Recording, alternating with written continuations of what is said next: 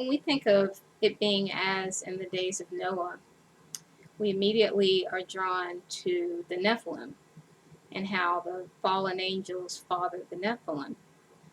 Um, this is debated.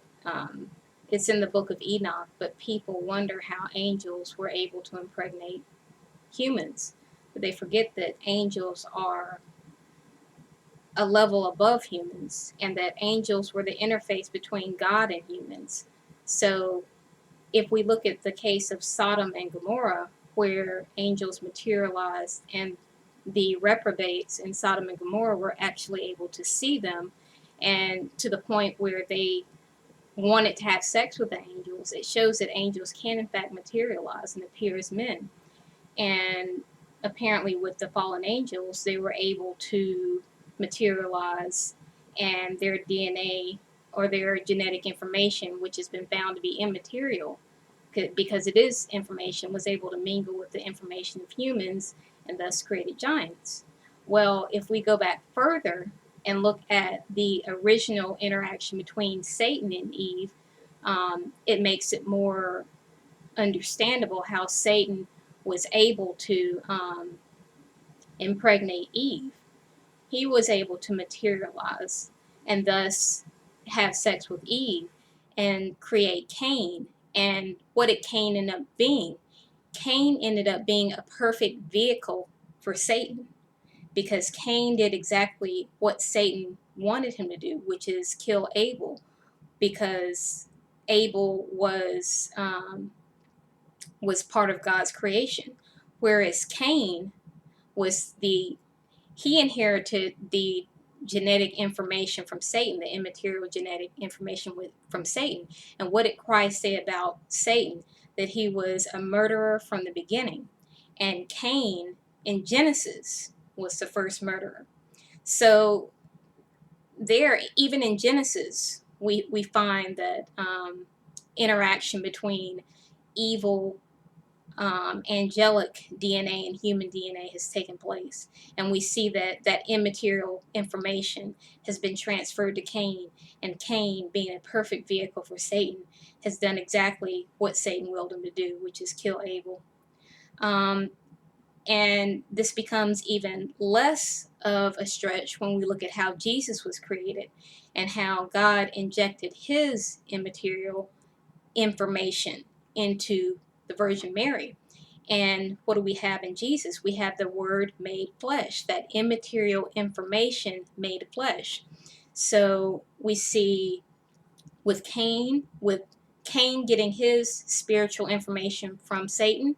We see the Nephilim getting their spiritual information from demonic angels, fallen angels. And we see Jesus, being the Word made flesh, getting his information through God.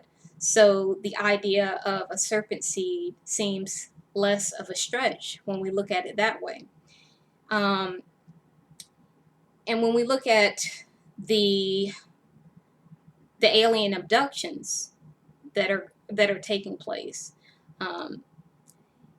it almost seems like a reenactment of what the fallen angels were doing, because women are having experiences with aliens during sleep. And I've had experiences where I've actually had demonic entities materialize male members, penises, and have intercourse with me, or um, I'm being made to touch a male member. So they are able to manifest members, or penises that we would think only humans have, but they are able to do that. They're able to materialize human parts. But one has to wonder, during these alien abductions, what exactly is going on? Like, is information being given to the fetuses? And we already know that there's programming going on, because the demons were the ones who introduced programming to the humans. Like in programming multiples, demons are used through like MK Ultra and mind control. Demons are actually layered into people, so we know that they're programming or they're keeping, the mind control subjects program. But I wonder to what extent they're trying to continue the project of corrupting human DNA, which led to, the flood, because the entire human population was corrupted back in the days of Noah. And as in the days of Noah, so will it be. So, I'm not quite sure what they're doing genetically, but it is quite clear that these alien bodies that the Nephilim demons and fallen angels have been able to inhabit are being used by them in order to change us or alter us or program us in some way. But another idea is that generational curses actually invite these demonic entities to possess people in order to give certain genetics demonic power. So certain bloodlines are given demonic power through permission, through opening these portals for demons. And so therefore, through the permission offered by, generational permission, that certain people are able to become more perfect vehicles for demonic entities. So maybe the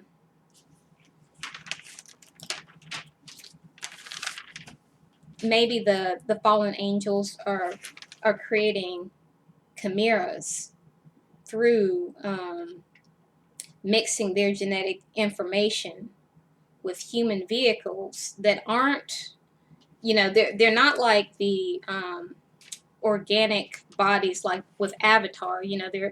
They're actually humans with personalities, but these personalities have been programmed to accept complete or as close to perfect possession as possible, because they're more convincing if they have like a front personality.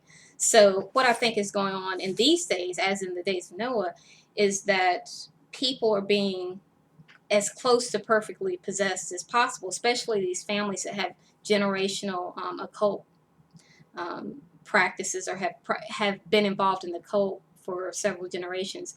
They're becoming perfectly possessed in a modern kind of way, because they've opened up portals to these demons and they've normalized it generationally, that it's something to be desired because you're being given power. Even though it's satanic power, you're being given power, or you're given the illusion of being given power. So what I'm trying to work out is what exactly tares are. Is a tare a generational curse, or is it a genetically modified human?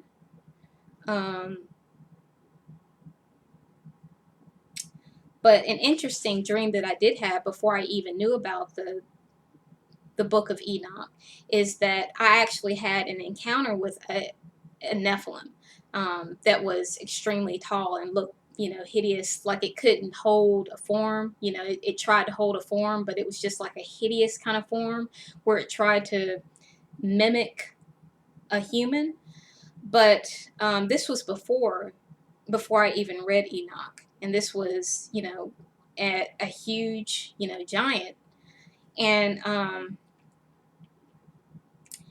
don't know if these Nephilim are being programmed into the elite to where they're so infested with demons that they couldn't stop the plan of enslaving humanity if they wanted to, because it's not them who's doing it, but these Nephilim who, of course, they're resentful towards God because God won't allow them in heaven because they are an abomination created by the fallen angels. And so they're forced to be as a cloud, just walking the earth and tormenting people, not able to eat or sleep. But at the same time, these demonic entities still have a desire to obtain worldly, power. And so I'm wondering if they possess these people in top positions, and then possess them to the point where these people no longer have free will, or if they keep them semi conscious during the process of possession, so that they're able to maintain that human front. Maybe they're not able to. Maybe the demons aren't able to maintain that human front the way an actual human would be able to, and so through genetic manipulation and or generational curses, they're able to successfully supplant the human personality to where it acts as an interface, like the human personality acts as an interface between the perfectly possessed entity, the perfectly possessed human, and the world, so that the perfect possession cannot be detected. Whereas with these aliens, where they've actually manufactured bodies that are vehicles for them. I mean, of course, the alien bodies that they manufacture can't be a perfect interface, because people still see them as aliens rather than um, like humans. So therefore, using actual humans who have actual personalities helps these demons to interface with humans without scaring them. And but still, I'm trying to work out what exactly a tare is. But that's my idea for right now. That it's either a generational open portal to the demonic world, where for worldly fame and fortune, these family lines are allowing themselves to be perfectly possessed by, like, infested by demons, while maintaining a human personality, or they're genetically, we as a society have been genetically altered to the point where our connection to God is severed, and we're being mind controlled and infested with demons, so that we can interact with God, and the mark of the beast would be that final, like, nail in our coffin, to where we had no connection at all with God. Um, but I don't know. I mean, that's my idea so far.